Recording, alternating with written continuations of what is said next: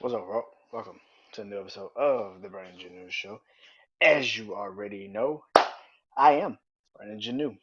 And also shout out to my family, Urban Boulevard. Yes, BLVD dot co. That is the social media pages that they have. You can also go to their website, dot us is Urban Boulevard's website. You go there, and if you find something, use the code Brandon.30 for 30% off. That's Brandon.30 for 30% off. So let's start the show. Now I got that out the way. Let's start the show. So, um, I didn't know if I wanted to even talk about this, but um, the episode's coming out probably Monday, and I said something on it, but um, I'm talking about my episode with my brother RC Dark Therapy Sessions. It's coming out Monday, and I said something on there um about how I'm feeling right now when it comes to life. Um, it stems from going to the therapist uh like I think the day of or the day before. I can't remember that. I think it was that. I think I went to the therapist that morning and then I did dark therapy sessions. But it had been a while. I think it's been like 2 months since I've done a therapy session with my therapist, and we talked, and uh, she asked me, the usual stuff about how you feeling. You've been feeling depressed, you've been feeling having anxiety. How you been feeling? And so no, I'm not depressed, and I don't have anxiety, and so I was trying to figure it out, and midway through uh therapy session, I kind of figured out why I've been feeling. I would say not like myself, but more so just I haven't been feeling like you know. And so Monday, we did no that think I want to say Thursday or Wednesday. I can't fucking remember, but we did a dark therapy session, and me and I say like we always do. We have episodes where we are just playing around, and then we have episodes where we really are just talking about how we are at the time, mentally, just physically, emotionally, spiritually. Um, and I said on the episode uh that I haven't had a suicidal thought in a minute. I haven't had depression in a minute, and I haven't had anxiety in a minute. But all of it's been replaced with anger and loneliness. I've been lonely for a long time, and I think I've been putting it on the back burner for a long time. Because he says there's a lot.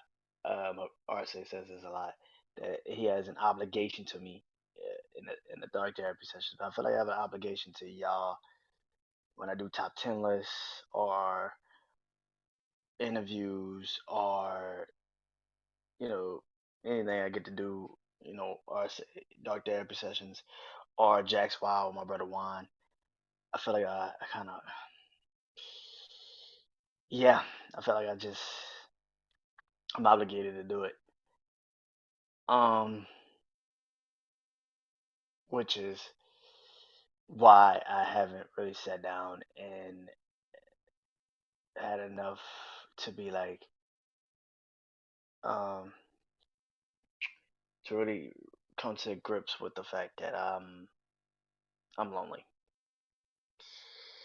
And there's a particular moment. Now I've been alone. Lonely and being alone are two different things. I've been alone. Like I know when I'm alone. Like I know when, you know, I know that feeling. Um the yeah, I know that feeling. Um I know to feel alone and I've been lonely. I remember the moment when I realized I was lonely.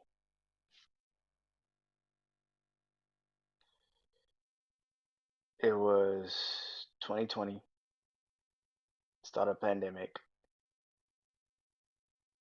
Uh, my stepbrother, his girlfriend, my stepsister, her husband, her daughter, were all in the house, and I was dealing with a very bad case of depression. Probably the worst I've felt since the first time I actually found out I had depression. Um, that guy like chronically had depression. I had a very, oh man, it was just a really tough time for me. Like everyone at that time in the beginning. Um, and this had to be like a week after they told said COVID was a pandemic. And I wasn't really podcasting. Like I was podcasting, but I wasn't really like putting all of the energy and the time into what I do now. Like I wasn't that wasn't my focus. I had been podcasting maybe, excuse me. Um, I started September 19th, 2019. So when the pandemic kick started, like when did it come a pandemic? Like 20, ooh shit, like March, April, like April, May. So yeah, I wasn't even really like podcasting like that. I do it here and there, but I never was fully just doing podcasts, fully like super hard. Um, so everybody's here, and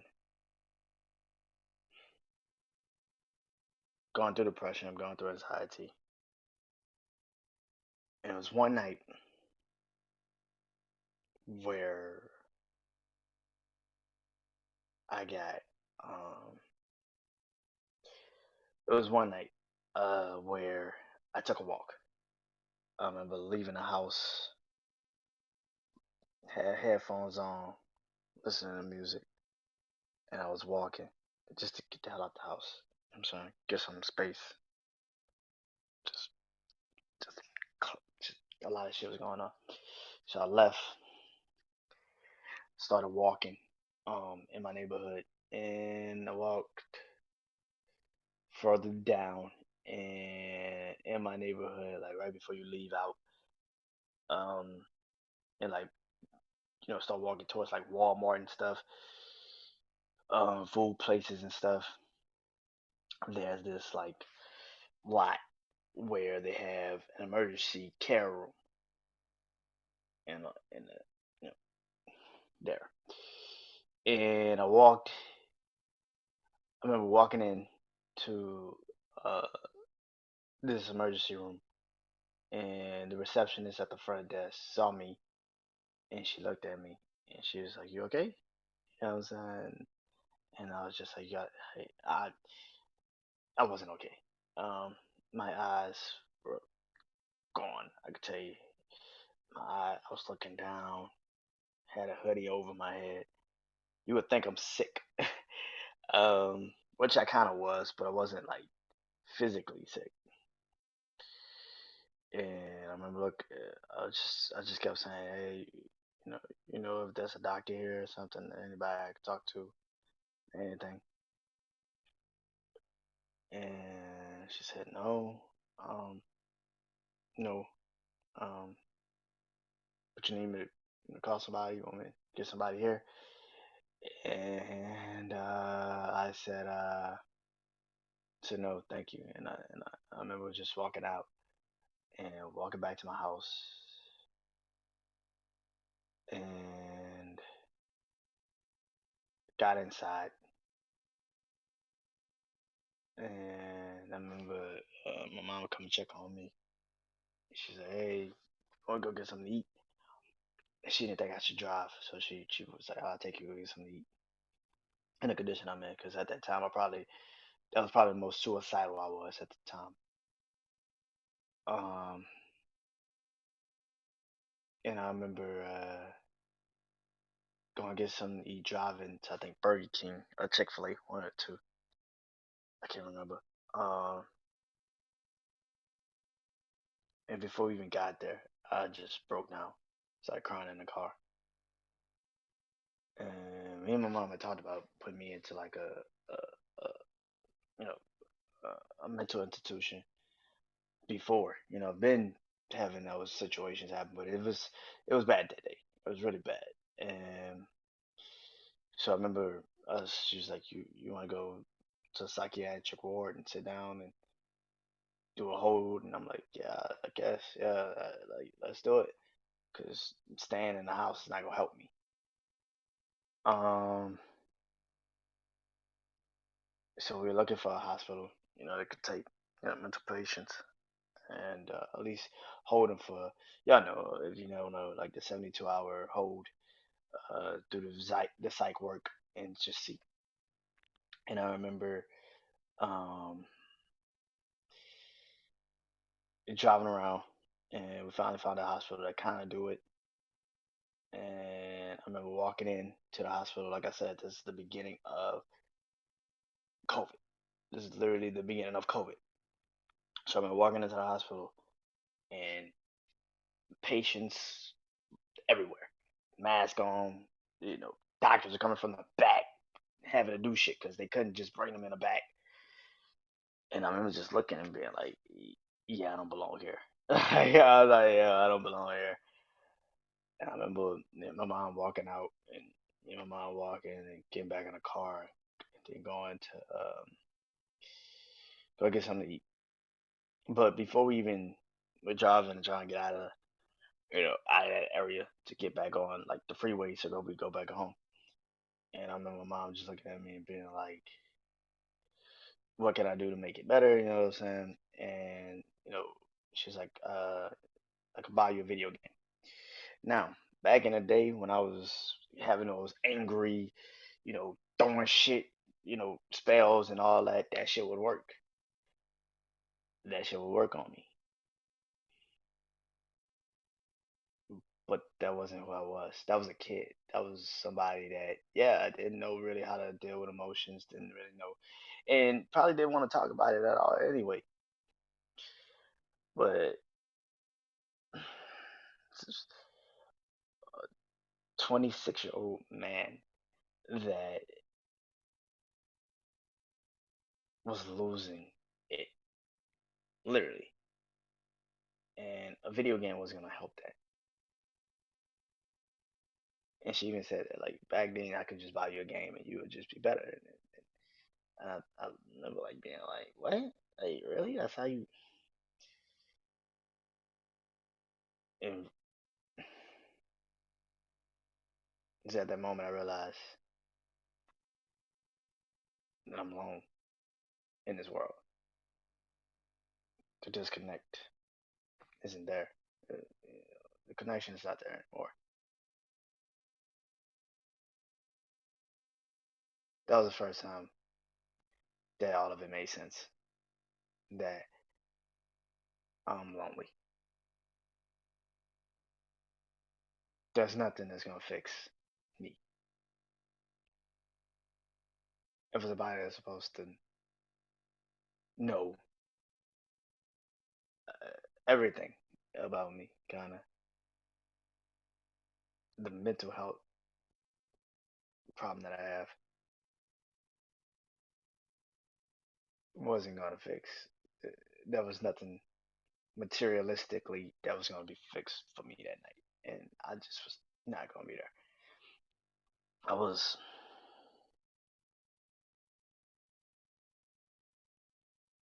I was alone. I was trying to figure out who I was as a person. That night didn't make it any better. Instead of my mom was just listening to me, she tried to make it seem like she knew what I was going through. You don't. You know, you tell me to take my medicine, that shit don't work. And it just didn't. It made me realize that yeah, we're not. This is loneliness. I finally understand what that meant. My trust was gone after that for anybody left in my life. It was. eh,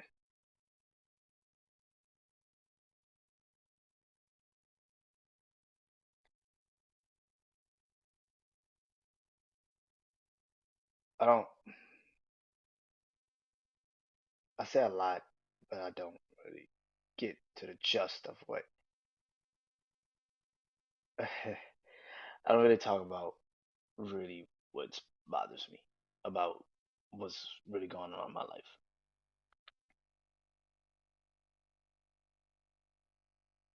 My anger and loneliness. Um,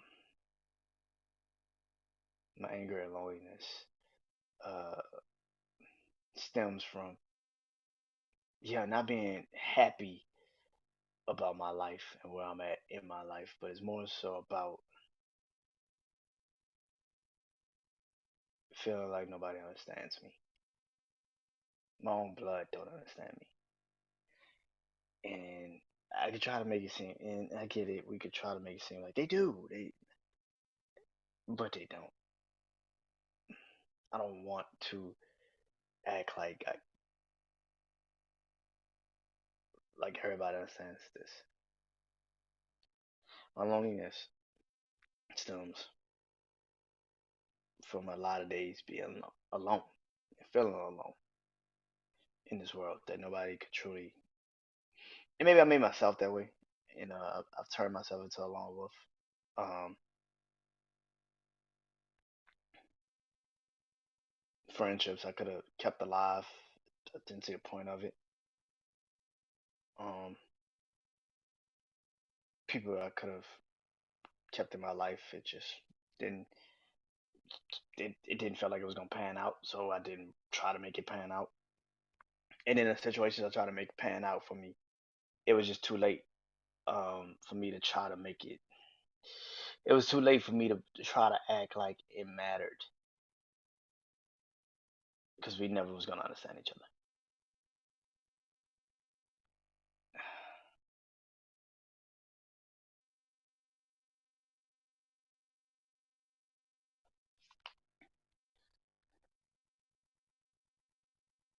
I know it gets better.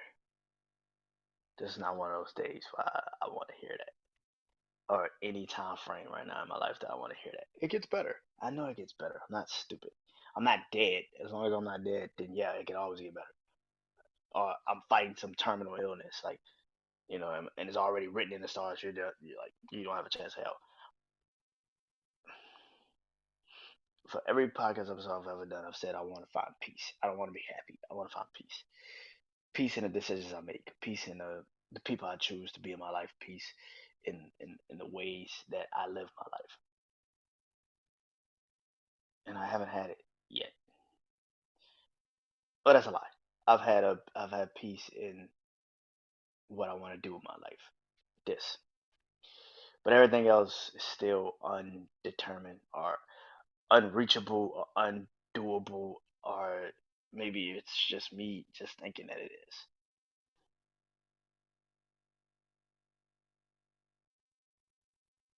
To be an overthinker and a creative mind, it all kind of just all kind of kicks in. My biggest my biggest fear right now for myself is man, my biggest fear right now for myself is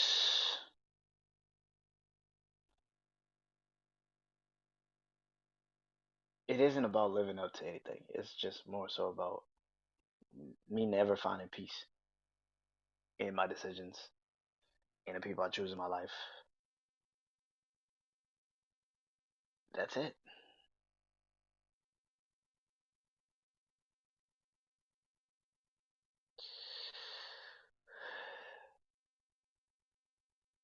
Yeah, this has been being lonely it's a lonely road. Um, and I don't think it's about trying to find somebody. I think it's more so about trying to find me, and I haven't found me yet. I found some of what I am and what I could be. I haven't found me yet, and I think it just starts when I get my own and I become independent on my own.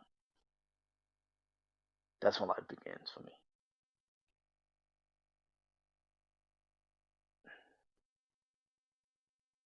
Yeah. Um. Hope you guys enjoyed this episode. Uh. And I'll talk to you guys soon. Peace.